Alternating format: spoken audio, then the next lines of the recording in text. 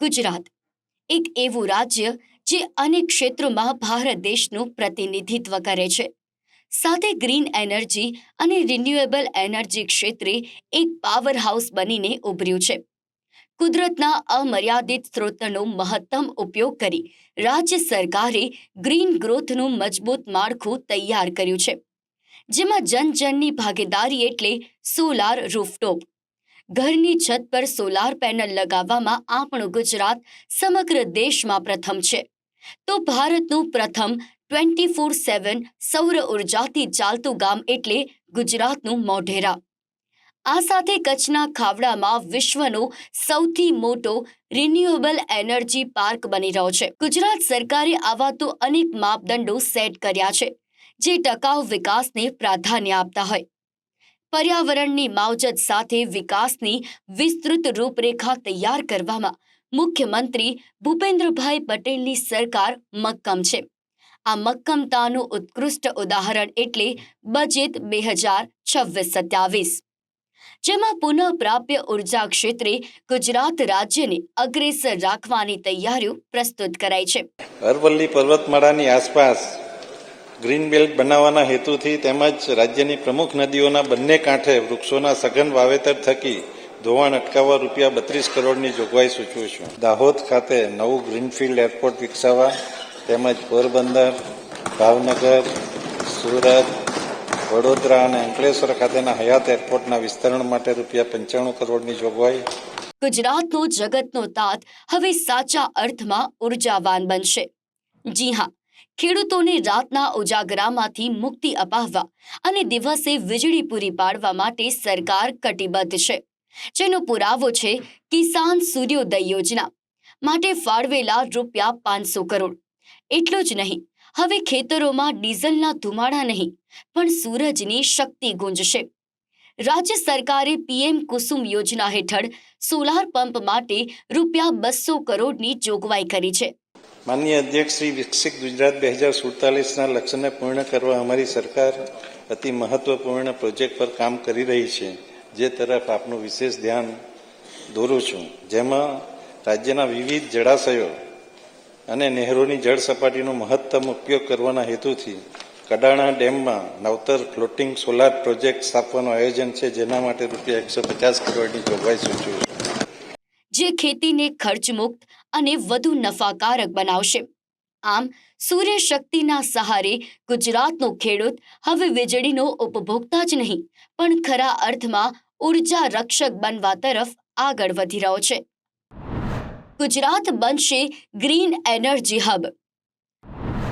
Solar અને wind એનર્જીમાં Gujarat number 1. બજેટમાં ઉર્જા ક્ષેત્રે ફાળવાયા કરોડો રૂપિયા. બાયોગેસ અને ગ્રીન સ્ટાર્ટઅપ્સને પ્રોત્સાહન. પુનઃપ્રાપ્ય ઉર્જા ક્ષેત્રે બજેટમાં ઐતિહાસિક ફાળવણી.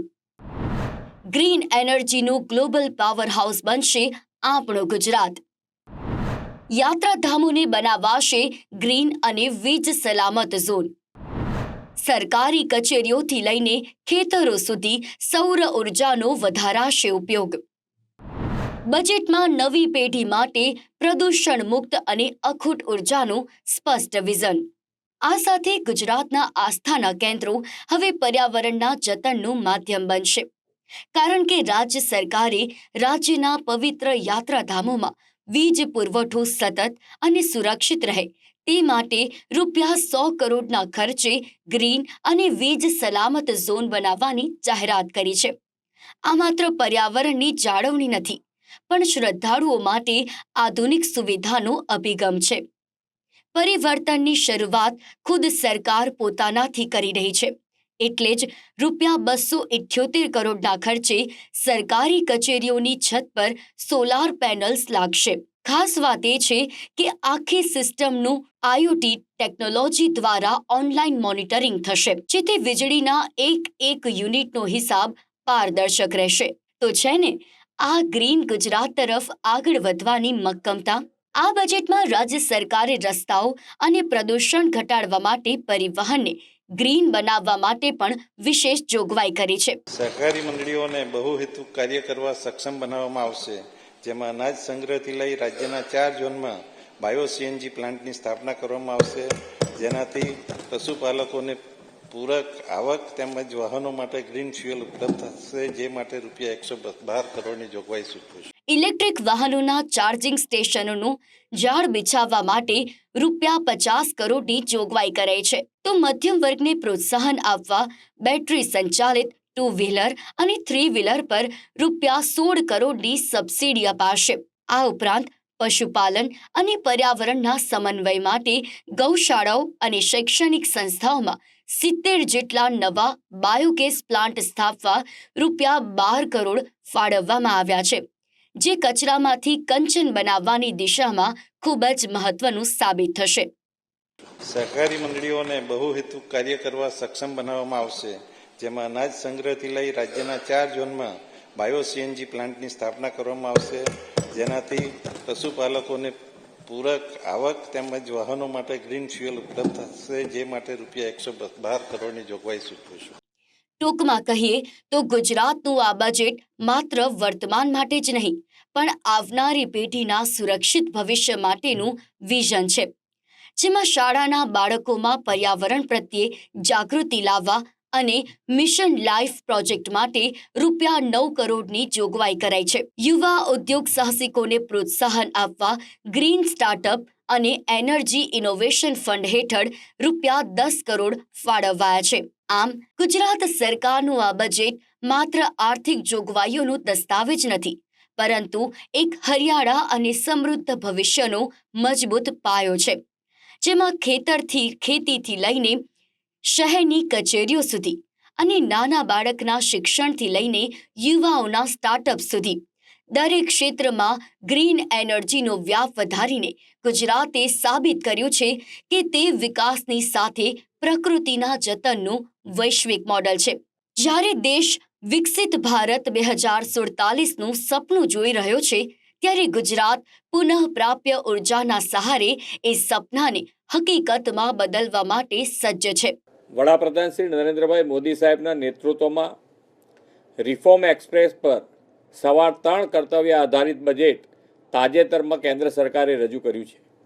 ગુજરાત વડાપ્રધાનશ્રીના દરેક સંકલ્પોને સાકાર કરવામાં, તેમના જ દિશા દર્શનમાં અવિરત વિકાસથી અગ્રેસર રહેતું રાજ્ય છે. અડગ વિશ્વાસ, અવિરત વિકાસની પ્રતિબદ્ધતા સાથેનું ગુજરાતનું બજેટ આજે નાણામંત્રી શ્રી કનુભાઈ દેસાઈએ વિધાનસભામાં રજૂ કર્યું છે. આ બજેટ કોઈ પણ નવા કરવેરાનું ભારણ નાખ્યા વગર રાજ્યની અવિરત વિકાસ યાત્રાને જનકલ્યાણના અડગ વિશ્વાસથી આગળ ધપાવનારું છે. 2026-27ના બજેટનું કદ 4,08,000 કરોડનું છે, એટલે કે ગયા વર્ષ કરતાં 10.2% વધારાનું આ બજેટ સાઇઝ થઈ છે. બજેટના કુલ ખર્ચના 65% વિકાસલક્ષી ખર્ચ માટે ફાળવ્યા છે. એટલું જ નહીં, સામાજિક સુરક્ષા, માનવ સંસાધન વિકાસ, માળખાકીય સુવિધાઓ તથા આર્થિક વિકાસ અને ગ્રીન ગ્રોથ એમ 5 સ્તંભ પર આધારિત આ બજેટ છે. પ્રદૂષણ મુક્ત આબોહવા અને અખૂટ ઉર્જાના સ્ત્રોત સાથે ગુજરાતનું આ ગ્રીન વિઝન આવનારી પેઢી માટે એક અમૂલ્ય ભેટ સાબિત થશે.